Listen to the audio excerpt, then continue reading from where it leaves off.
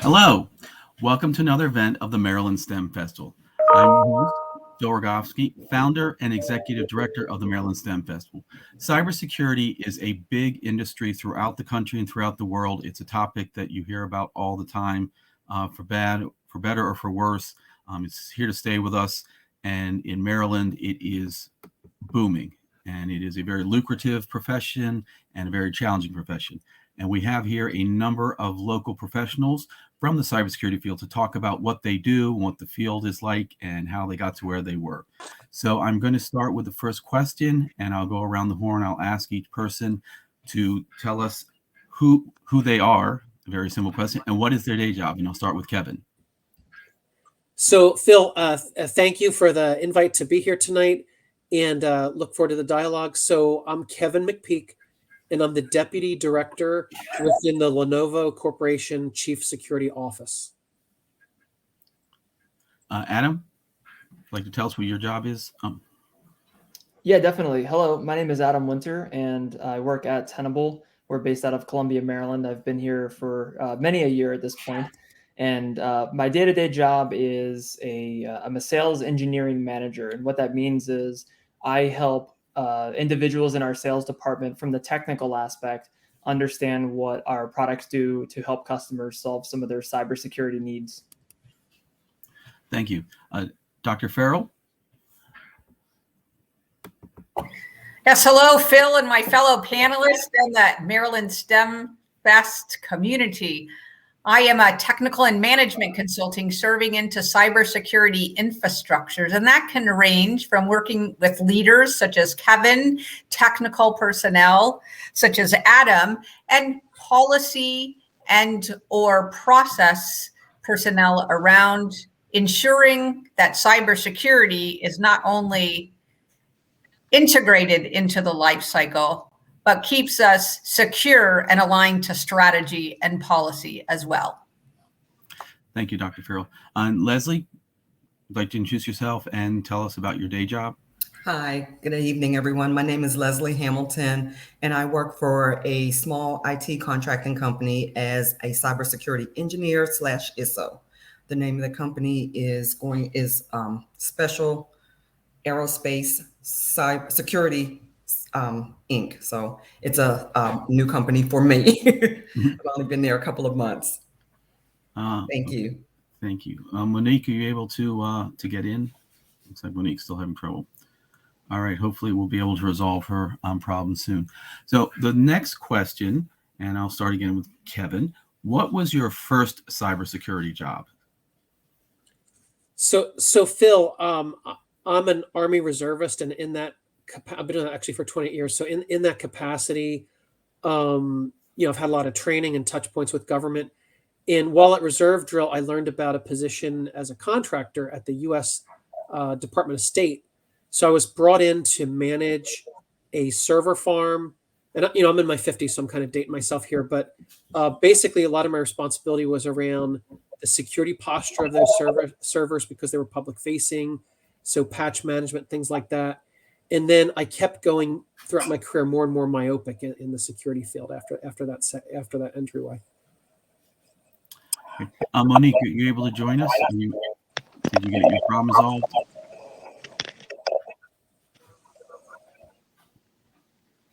It looks like Monique's still having some problem. Adam, what was your first career or your first job in cybersecurity? So some years ago, I think before cybersecurity was a commonplace, I used to actually work in an IT department for a local telecommunications company. And one of my major responsibilities was ensuring that all the systems that were in our area had the latest Microsoft patches, also making sure that software was generally up to date. That includes things like antivirus or firewalls, all of the things that today are just commonplace on systems. But back in the day, it was a little bit more of a challenge to keep on top of and manage. And over time, I think similar to Kevin, I gravitated towards more on the security space. And as that industry grew, I found more and more opportunities and ultimately came over to Tenable. So my official, I would consider, first actual cybersecurity job at Tenable was doing support for customers who have our products and needed some help. with them. And I would label that as my first official cybersecurity position. Great. Yeah, some of us have been working in the industry since before the term cybersecurity was very common. So there's many ways you can go with this first question. Dr. Farrell. Phil, I was supposed to say, I remember when it was called InfoSec.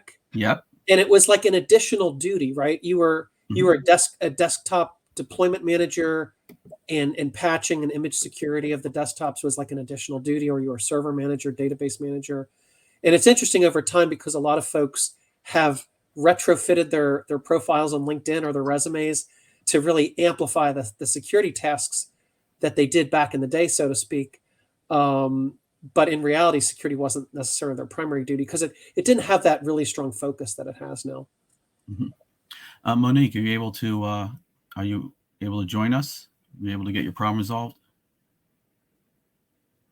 I guess she's still working on it. Dr. Farrell, Monique, are you there?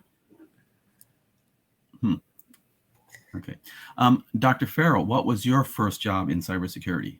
Thank you. I think similar to Kevin again, right? And Adam, right? There's paralleling both of you, right? I started out in the Marine Corps. Basically, we worked with mainframe computers. Security is absolutely baked into mainframe computing and the peripherals at a very deep level. So we actually had quality team and a security team. We worked hand in hand with regard to what you heard Adam and Kevin really talking about from a, we didn't call it cyber hygiene, right? We just talked about it from ensuring operational continuity and ensuring that our risk management practices were addressing the patching that was related to those mainframe computing, as well as following typical user processes, procedures, driving awareness and education, right? So very holistic, very mature, very inclusive of the everyday user,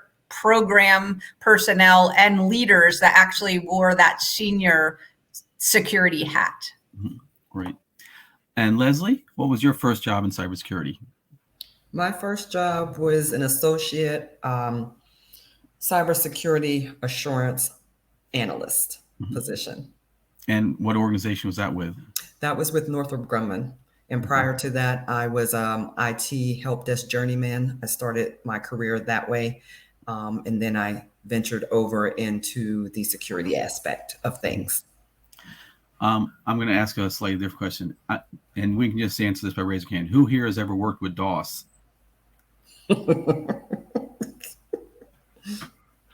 Yes, that kind of ages us, but get it out there. The next question is cybersecurity more than just hunting and hacking? And Kevin, I'll start with you. Phil, I would say no. That's all there is to it. No, okay. My bad attempt at humor, right? So, I mean, there's at the highest level, it's having good policy in place, and then from the policies, when the cybersecurity policies are approved and implemented, then procedural things can sort of grow off of that, and then getting down into what I would call the tactical. We've talked a lot about, patching, but there's also things like firmware updates and even like configuration control, right? Like what devices do you have? What does an appropriate configuration look like? Because even if you have great security tools, if your initial configuration isn't secure, then your sort of network analysis, your hunting and hacking, so to speak, it has to know what normal activities and network connections and such look and interactions between users and data, what right looks like. So if you don't set up the IT ops correctly, so all of that full spectrum is part of cybersecurity. And also you think about it from a data perspective, there's data in use, there's data at rest, there's data in transit, and there's data that's up in the cloud, there's data in storage, right? Even if it's sent off site. And cybersecurity is really all of that continuum. Thank you, Kevin. Adam, what would your response be to that question? Is there more to cybersecurity than hacking and hunting?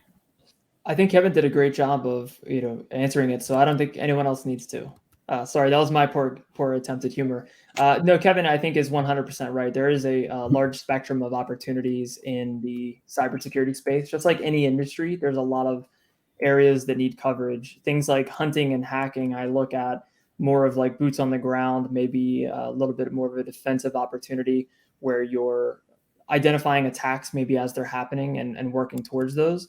But if you extrapolate or kind of extend yourself beyond that, you do have to build teams, you do have to build process and policy and really define what that looks like for an organization that you're with, whether it's a company, whether it's some other form of group that you're working with.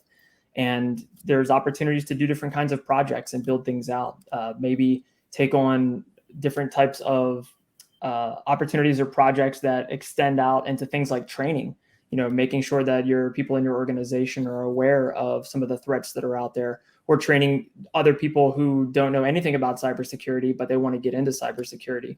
So I think there's so many areas. Like if you think of any industry, everything still applies into cybersecurity. It's not just what you see in the movies.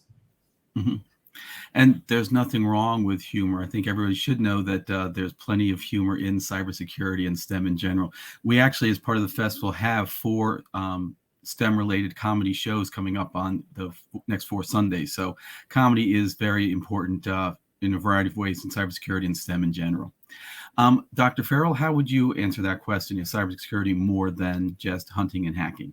Well, I think we can just point back to the breadth and scope and depth of our panelists, right? We look at Leslie and how her role and her functions differs from Adam, that differs from Kevin, that differs from you, Phil, and myself. And so I like to say, much like quality is everybody's jobs, cybersecurity is everyone's job. If we look at the bolts and nuts of how cyber is integrated in just our holistic lives, right? It touches us in our homes. It touches us with our parents and our children. It touches us with our organization. It touches us in our automobiles, right? There's no part of our lives that does not have a cyber focus or a cyber integration at this point. And I think it behooves us to Adam's point, right?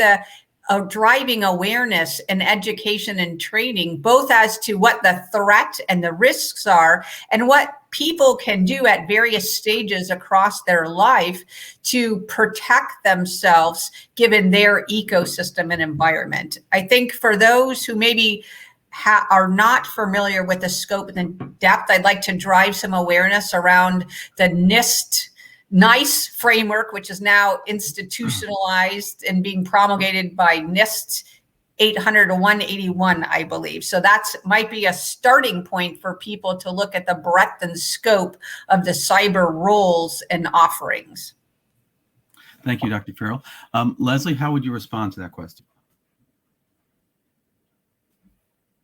Leslie? I would say protecting your systems. I think that's very important, as well as your mobile devices.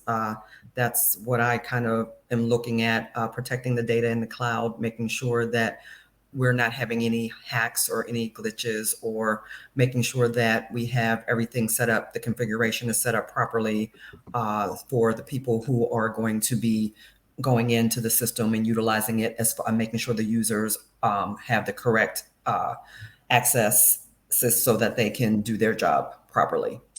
Great. Thank you, Leslie. Monique, is your problem resolved? Are you able to talk now? Monique? No, it looks like she's still having some problems. Before we go to the next question, I want to mention that actually I have a little bit of experience in what is now called cybersecurity. I spent several years as an IT auditor for Social Security Administration, and my main job was to verify compliance with various regulations and standards issued by OMB. And the big catchphrase when I was there was critical infrastructure protections. Anybody remember that phrase? Yes. Wrote many reports on that and was involved with that time of the cybersecurity timeline. So the next question is college education required for a career in cybersecurity? And there are many ways you can answer that. And we'll start with Leslie. What is your thoughts on that? I would say no. in this day and age, there's a lot of people are not getting the college career education. They're doing the certs. A lot of times, if you have the right certs and a lot of certs, that'll get your foot in the door. Actually, I do have a degree, but it's not in cyber. Mhm. And the way I was able to get in was because I was able to go back to school and I got my Security Plus cert. So that was how I entered into the cyber arena once I decided to make that transition. So no, I don't think it is at this point in time. Great. Dr. Farrell, what is your thoughts on that question? I think it's as you spoke earlier, I think it's a continuum, right? The main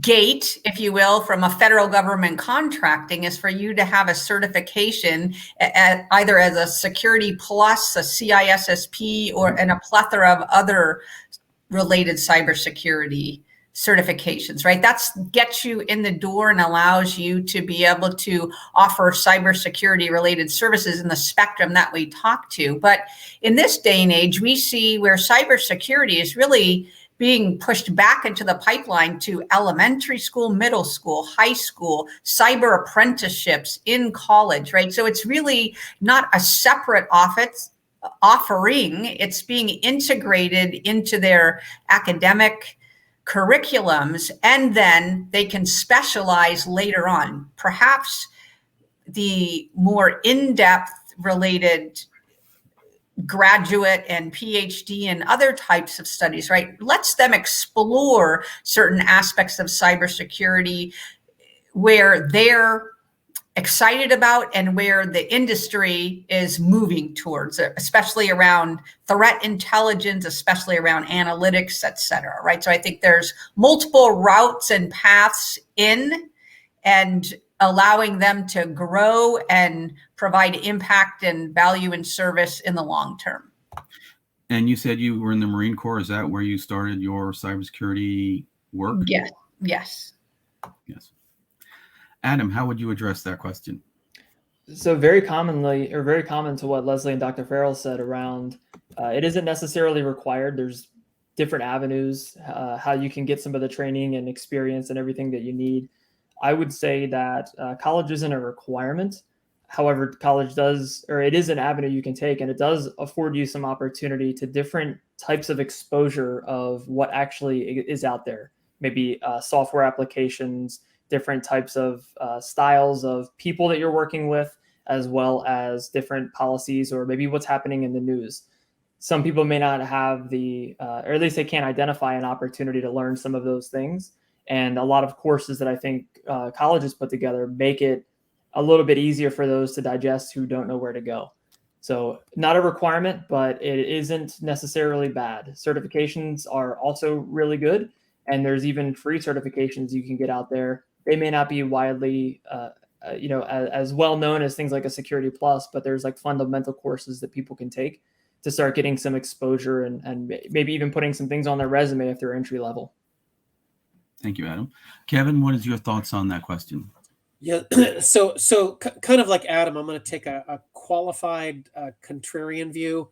So agreeing with Leslie and Dr. Farrell and Adam's statement, like it's not a necessity, a must to have the college degree to start a career in cybersecurity, but sort of to add to what the others have said, I think as you move up in the organization, especially if it's large enterprise, if you want to be in a position where you are briefing executive decision makers on, you're trying to obtain additional budget for your cybersecurity program, or you're trying to show, the value that you bring financially, having a good, strong liberal arts background, a good business background, good engineering, to really understand the industry, or if it's corporate world or government, but to have that type of education. But I think it really comes down to, Phil, is being thirsty for knowledge. It's becoming a cybersecurity SME is not a one and done construct. It's not like I want to be an expert on, like I have a lot of respect for dentists. They go to a lot of college to become it. But once you're an expert on all the things that can go wrong with the human mouth, you still have to maintain, because there is new breaking things around oral health, but it's not changing at a blistering pace the way, and some dentists might argue with me on that, but I don't think it changes at a blistering pace the way cyber does. I mean, cyber, since this call has started, I'm sure there's something news breaking in the last 20 minutes. So I think whether you do college or not, I think just being super inquisitive. And I like to say there's drive time university. If you have commute or you're taking kids back and forth to soccer, in your vehicle, you can listen to music or you can listen to technical podcasts and such.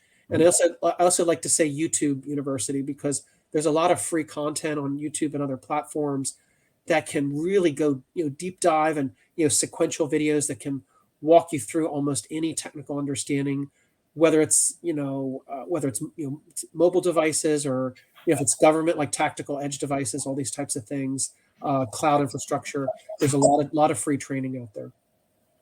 Yes, that leads me to another event that we have later in the festival. We've been doing an event called the Blue Collar STEM Conference, and that is about jobs that involve STEM skills and STEM expertise, but don't require the four-year college degree, and cybersecurity is one area in that.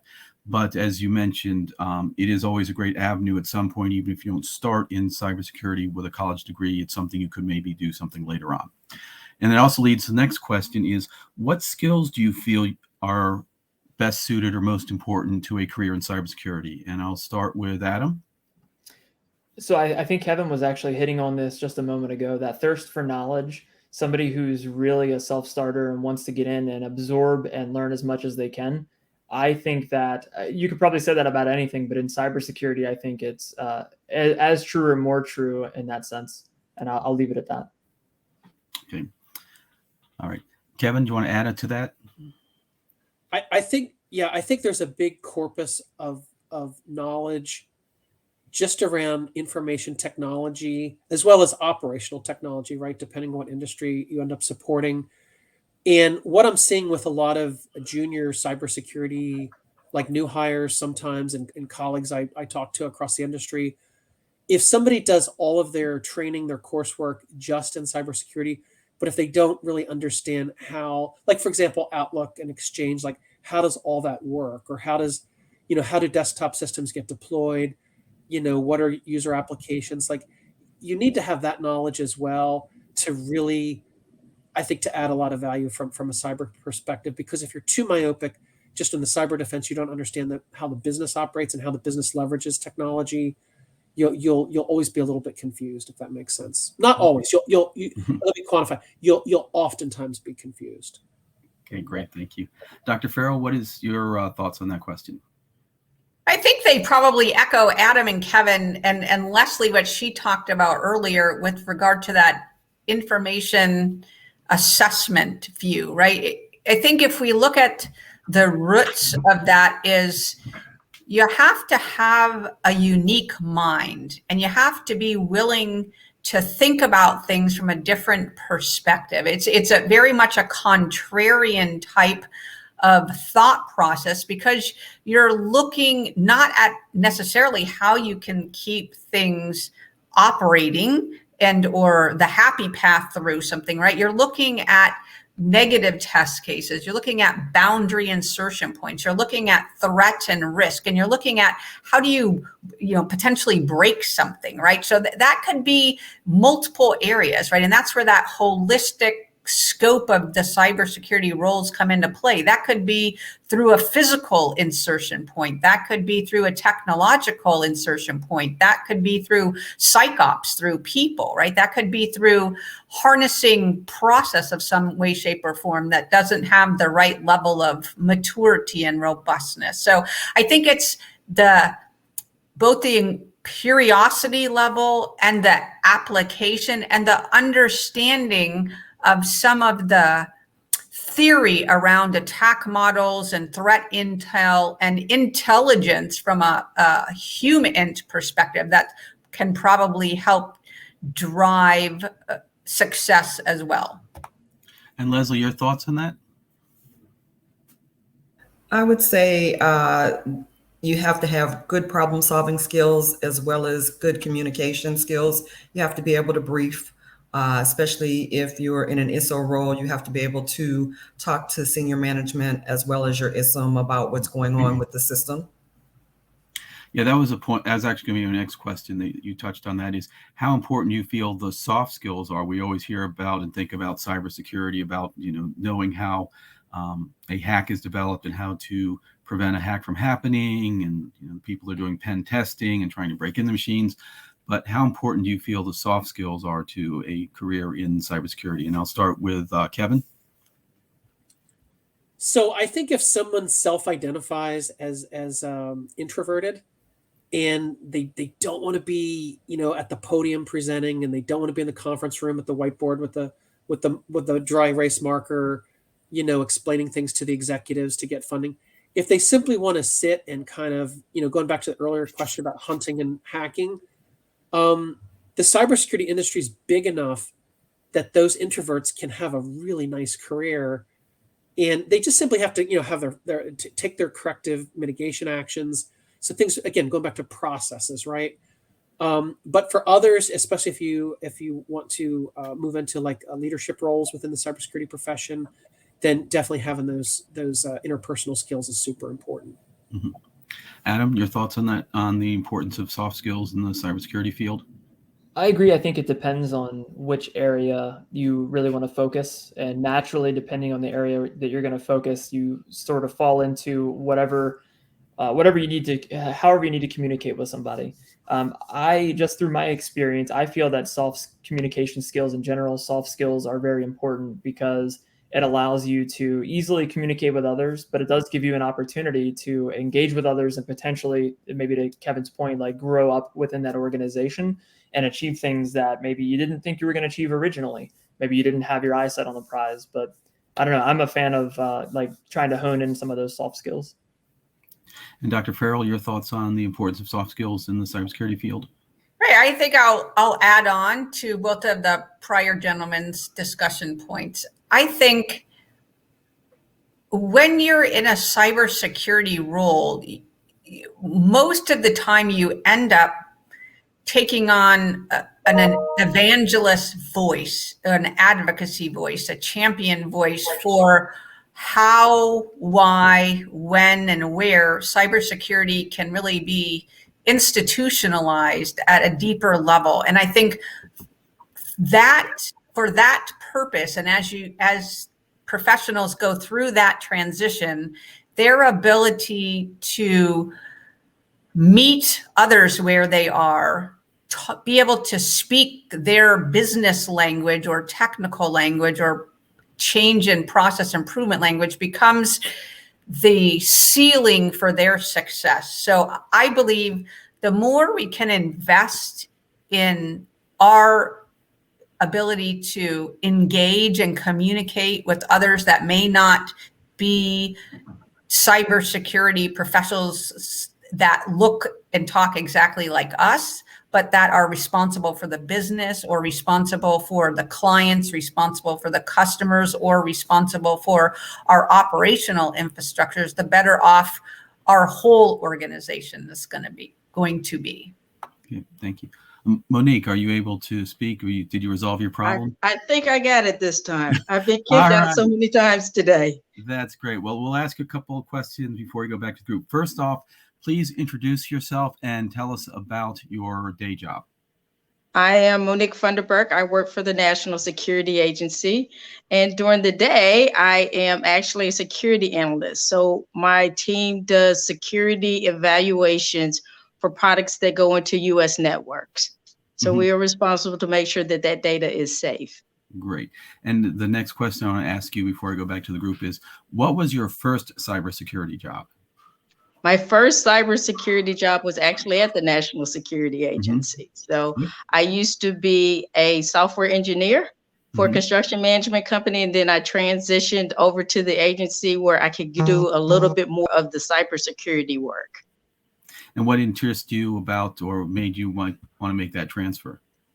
So I have a curiosity, right? My first degree was in microbiology, actually. So so all of the sciences still relate to solving that puzzle, right? There are always instructions to get to the lowest level, and that's kind of where my interest has lied. So being a security analyst allowed me to explore a little bit deeper into the computer cybersecurity world of how that works.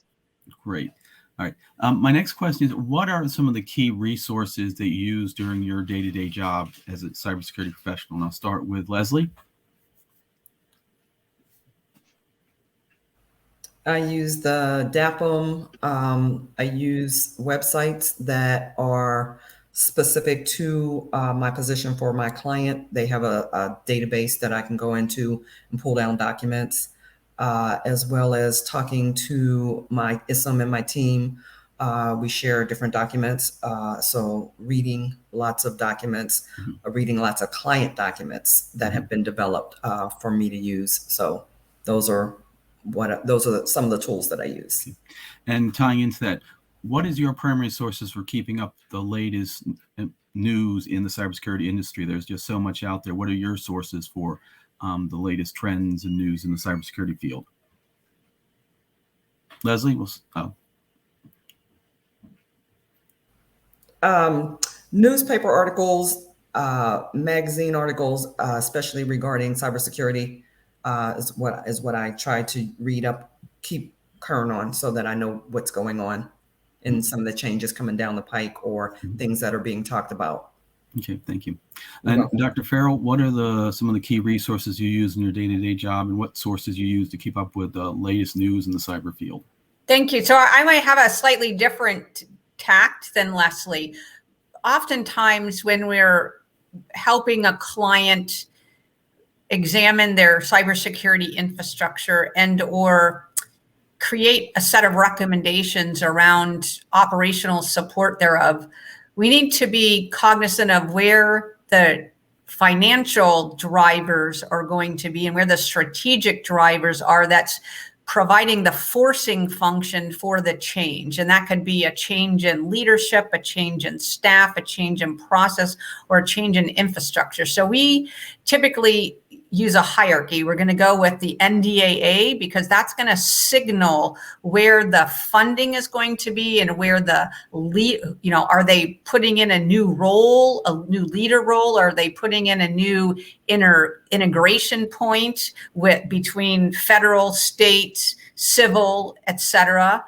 What governance related changes are going to be coming down the pipe. And then we look at what's the international and domestic strategies. And then we look at, for DOD, IC, or services or civil agencies, right? We're going to look at how are those policies being promulgated. At the end of the day, it's going to be eventually rolled down to the technical infrastructures in the way, shape, or form of a control, right? So we're always looking at how are those control baselines shifting and changing given the security posture of that particular agency. And then we're looking at what's going to influence what current threat intelligence, what attack model changes, what other resources are available that's going to help shape that. That could be in the form of, measuring security, the old build security in and software assurance, right? Changes that they're making at a seminal level that's going to be promulgated across both the defense contracting as well as DOD, IC, civil, and some of our commercial critical infrastructure stakeholders. I'll be honest, there's no one single point of news. I'm probably across many different news feeds examining what they're doing at the globally, and then also kind of at that CIO, CISO, CDO level to understand where the opportunity space is going to be. Thank you, Dr. Farrell. Adam, what are some of the key resources you use in your job, and what is some of your key sources, excuse me, for cybersecurity news? What's breaking in the field? Sure. As far as resources go, my job's a little bit different than I think Monique's or others, where I'm not necessarily working directly with vulnerabilities or security challenges and things like that. So I do a lot of more back-end things, managerial, if you will, working with various teams. I use traditional enterprise software suites like for email and communications like Slack and Zoom and stuff like that. However, I would say that if you were looking to understand a little bit more around how I keep up to speed or how I'm aware of cybersecurity news and events. I don't know if this is a fortunate or an unfortunate thing, but cybersecurity news is actually all over the place now. So even traditional news outlets, NPR even, will share when things are happening. You can see on like a Forbes or like New York Post or anything like that when businesses are attacked and all that happens. It's everywhere, and it's a challenging thing, but it's good for awareness. It kind of keeps everybody up to speed. So if we're looking for like traditional or not traditional, but more specific resources, I like looking at things like US CERT if you're looking for just alerts on certain types of notifications or certain types of security events. Something that I've looked at it for a long time, Krebs on security. Brian Krebs, I like that. It's kind of I don't want to say non-traditional, but it's a little bit less mainstream of like than US CERT or something coming from the government. And then something like Security Weekly, it's a podcast, and I think they might even have a website where they share things, but it gives you an opportunity to listen to it in another dimension or another platform or media instead of just reading something. Great, thank you. Monique, what would you say are some of your key resources during your day-to-day job, and what are some of your best sources for the breaking news in the cyber field? So a lot of what we do rely on partnerships. So we do a lot of partnering with our international coalitions that we have. We share information amongst ourselves to say, what are you experiencing as far as cybersecurity concerns and how do you handle it? So we do engage internationally. In addition to that, there is also the conferences, the coursework and training that introduces new skills and techniques that are going on. Same like everybody else in the group, we're out on the web and we're exploring different sites, the risk vulnerability sites, the current events, the technology sites. So we want to try to stay a couple steps ahead of the game. And that's how we do it, right? Through partnership and exploration, through activities that are going on in the world today, and try to think out a little bit outside of the box and go a little bit further beyond to explore how we look to protect devices in the future. Great, thank you. And Kevin, what would you describe as some of your key resources and where you get some of your breaking cybersecurity news? Yeah. So Phil, my answer for the tools is similar to what Adam said. I'm using a lot of, at the level I'm at, a lot of enterprise tools to give and receive briefings and participate in things collaboratively. But at other points in my career, other places I've worked and such, I've a lot of the just various cybersecurity tools. Usually they have really nice dashboards. Some things you can automate and be very surgical what type of alerts you want to get, things like that. Whether it's SOC SIM tools or some of your cyber defense, activities at your endpoint or on your network, what have you. Constantly assessing the health of your IT ops. And then as far as news, I have a great little nugget of tips.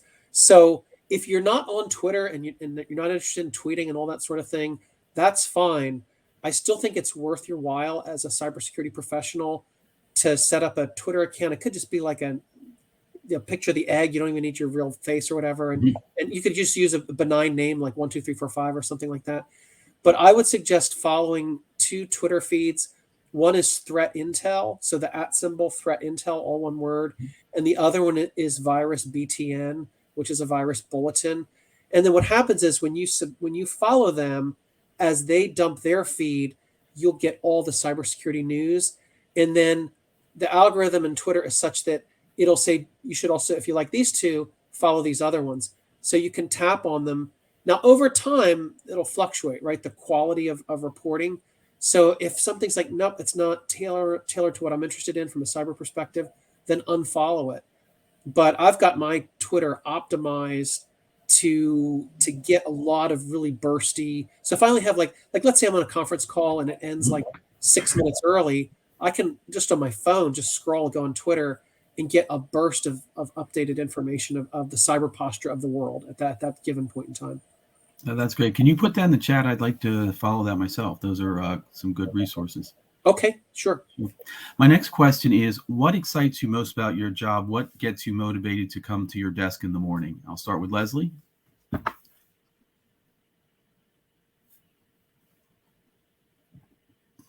You're on. I like helping solve problems. So I like working with my customer closely in solving problems. So I'm working on a product. I'm working on a project right now where we are moving an application into the cloud. So that's very exciting. Setting all of that, getting all of that set up properly, and communicating with the engineers. I'm on conference calls every day with the client about what she's looking for, what she wants, things of that nature. So that's what I like, working closely with the client. And on the flip side, what do you find most challenging about your job? It's learning something new and meeting the need of the client. That changes often through this whole process. It's been changing. Sometimes it changes weekly. And you're like, okay, we're doing this today, this week. And then, nope, we want to do this when you come in on Monday. Well, we've had a change of heart. We're going to do something. We want to go in this direction. So now you have to pivot. So just meeting the challenge, just coming in, knowing that, okay, what are we doing today? You think you have it straight and you think you're going to be going in one direction. And then you get on the meeting, on the conference call, and you're like, nope, we're not doing that. We really want you to scratch this. We want you to go over here and do this research on this. And we're looking at this tool now, and we need to know what this does, how it works. Can we use it? What are your thoughts on the controls? What kind of controls are we going to need to set up? So it's been a very good project because it keeps changing, but I think we're finally at a point now where everybody's on the same page and we're going in the correct direction. Great, thank you. Dr. Farrell, what is your thoughts on what excites you about getting to your desk in the morning, and what do you find most challenging about your job, most difficult? Well, thank you. I think I'm going to speak generally about cybersecurity, the field and the opportunity space. And I think it's the pro and the con is the same, right? The rate of change at both the technological perspective as well as the cybersecurity integrated into so many different areas of our life just provides fodder, right? So if you love to learn, you love to implement, you love to integrate, again, if you love to be an advocate, a champion, and really help shape the narrative around that, there's just so many different opportunities to work with your internal clients as well as external clients and stakeholders, but also to help build that pipeline, right? I think the challenge space is, again, the rate of change, right? I think it's not that you want to niche down so that you're 10 miles deep, but I think it helps if you have a focus area that you want to follow, right? Or else you could get a little scattered. But I think right now, every administrative change, it will promulgate new policy. I think Monique mentioned this inflection point where we're really focusing on global response and international partnerships and deepening that from many different levels. And that, I think, to me offers the most opportunity, as well as a little bit of challenge in keeping up with the rate of change.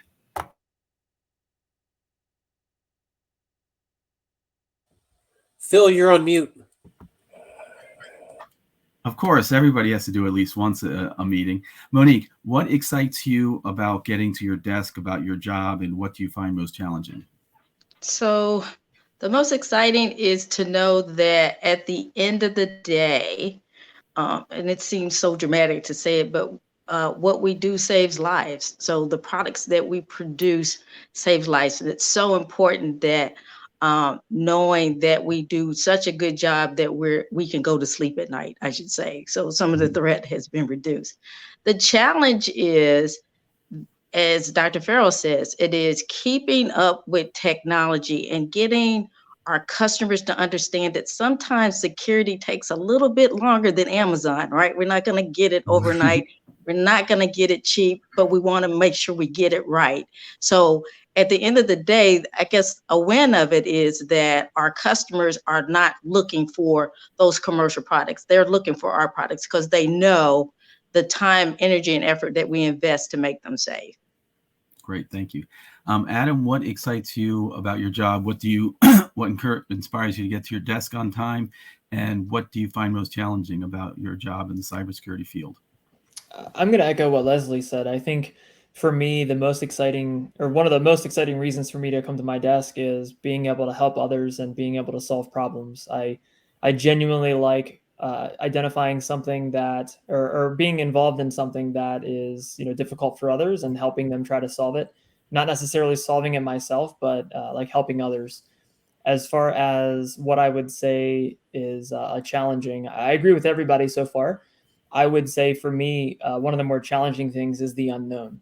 And I think it goes into what everyone is saying, but more specifically, and actually, I think that part of the excitement kind of goes with that as well, because the unknown can be a little frightening. You have no idea what you don't know. But then once you find out, it can get exciting because now you're into new areas or new things or new topics that you haven't already been exposed to. Great, thank you. And Kevin, what energizes you and motivates you to get to your desk, and what do you find most challenging? Yeah. So Phil, pretty much, what the others have said. It's just exciting, right? I mean, it's important work. It's intellectually challenging. It's if you're there was that movie where every day, Groundhog's Day, I think it was called, Every Day is the Same as the Day Before. That is not the case with this profession. Every day is totally different, and the day just rips by. A mark of a job that's kind of boring is like you're on shift for an hour or two and you feel like you've been there all day. In this profession, you hit 8 hours and you're like, oh my gosh, like where did the time that I didn't even go to lunch yet. So as far as challenge, I think about like other types of professions that require a lot of deep domain knowledge. Like, for example, I have prodigious respect for emergency room surgeons. Everyone they interact with is pretty much having the worst day of their life because they're in the AR for something, and they have to make some rapid decisions and they have to do hands-on things and fix people. But when that surgeon goes off shift, I think he or she typically kind of knows, like, yes, these patients had these issues, I did these corrective medical things, and I have these positive outcomes. But in the field of security, it's almost the same, but you still always have a little bit of lingering doubt, like, okay, is the enterprise truly secure, or are the products or services we're offering truly secure? So it really does force you to stay on your toes, constantly stay educated and informed. So it definitely makes for a fascinating and exciting career. Okay. The next question is, what do you feel is the biggest issue, the biggest concern? What keeps cybersecurity professionals up at night about what's coming down the pike? I'll start with you, Monique. Wow. So like I mentioned before, it is staying far enough ahead of the game that we can anticipate what's coming down the pike and be able to have products that meet that need, right?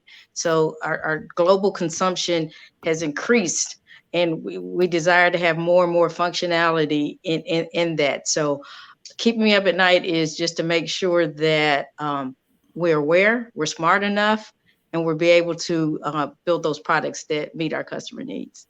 Great, thank you.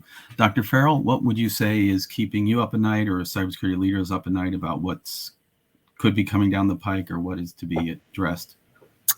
Well, I think, if we look at what is the big ticket items right now that they're speaking to, a lot of it is about cyber across the supply chain and the integration points, right? And I think we touched upon this about cyber is now an integral part of almost every aspect of our life. The devices that we have in our pockets, to the cars that we drive, to our homes, and the risk of both security and privacy breach there, I think, is heightening. And so for us as cybersecurity professionals, we need to, again, for us to get more learned in an area, to be able to socialize the potential risks and to help others minimize risk in their lives for those who may not be cybersecurity professionals.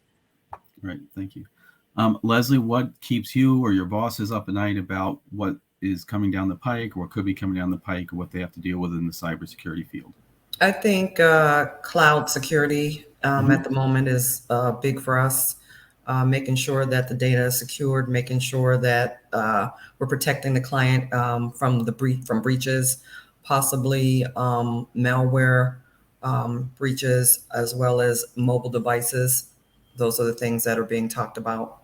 Okay, thank you. You're Adam? welcome. Sorry, did you say me? Yes, Adam. Yeah, thank you. So I agree with everything that's said so far. I think that as far as what keeps me up at night is similar to my last response about the unknown. You know, you never know what the next big thing's going to be. You don't know how impactful it's going to be to, you know, to yourself, to your organization, to others around you. I think that if you're looking for a specific technology area, you know, cloud is definitely very important. But I think an area that often gets overlooked is like the Internet of Things, IoT, all of those things that you have around, things that are manufactured for a specific use case and don't necessarily have the same level of effort put into it to secure it as a laptop or a desktop or anything else in an organization. Thank you. And Kevin? Gosh, Phil, there's so many things, you know, cloud, internet of things, internet of everywhere, you know, ubiquitous connectivity, the ever-changing attack surface of devices and the proliferation of devices, of network devices, and the extreme dependency we have on the internet, on these, you know, interconnected supply chains. It's certainly a lot to ponder, but I also think we have to also look at the human element, right? People, if they're not cyber aware, in the final analysis, we're not beat by the technology, we're beat by people making, you know, clicking on the wrong thing or sharing you think about confidentiality, integrity, and availability being impacted. It's oftentimes a decision that a person made that, you know, with all the good security things in place, you still have those impacts. Okay, thank you. One thing I didn't hear, which is going to lead to the final question, is the shortage of labor in the cybersecurity field. I hear that constantly, and that's part of the purpose of the whole STEM festival, is to inspire kids and students and adults too to move into cybersecurity profession. I'd like to ask each of you, what would you say to a student why they should enter the cybersecurity field? And I'll start with you, Kevin. You know, it pays great. You will always have a job. It's an interesting job, and it also builds on itself, right? So as you iterate and develop as a young professional, there's just so much growth, and you don't stall out. I mean, I'm in my 50s, and I'm constantly learning new things. I feel like I'm a new hire in this profession, even though I've been doing it for decades. Great, thank you. Monique, what would you tell a young student why they should enter the cybersecurity field? Opportunities, just like Kevin said, right? There's so much opportunity to explore that once you get foundational information, the world is your oyster. You should be able to take on the challenges of the ever-changing cybersecurity world, and that you can explore, you can trial and error, you can think outside of the box and create new things that no one has thought about before. That opportunity is there for you to explore and be successful in so many ways. Thank you. Leslie, your thoughts? What would you tell a student about entering cybersecurity? As Dr. Farrell said, cybersecurity is touching everything that we do now. So the interest that you could go into is phenomenal. So you can go and do a lot in cybersecurity now. It's exciting. It's ever changing. You don't do the same thing every day. It's always something new. You're always learning and you're always growing. Thank you. Adam? You're welcome. I feel kind of everyone has said such great responses. Like the one thing that I can try to either not replicate that everyone else says is that it gives you an opportunity to truly be creative. I think, Monique, you did touch on that, where you can approach new problems however you want to. And not only that, from a career perspective, you can be creative because you can navigate different paths, start in one area and gravitate towards something else, something that you didn't even know existed until you get exposed. And I think with cybersecurity, because of how ingrained it is in our lives, there's always going to be an opportunity, at least in, you know, the young students today in their lifetime. Thank you, Adam. And Dr. Farrell, you'll have the final word. Thank you. Okay, Kevin, you know, really bolstering Kevin, Adam, Monique, and Leslie's verbiage here. You know, I think I would advise them to start young, right? You know, educators, teachers, administrators, right?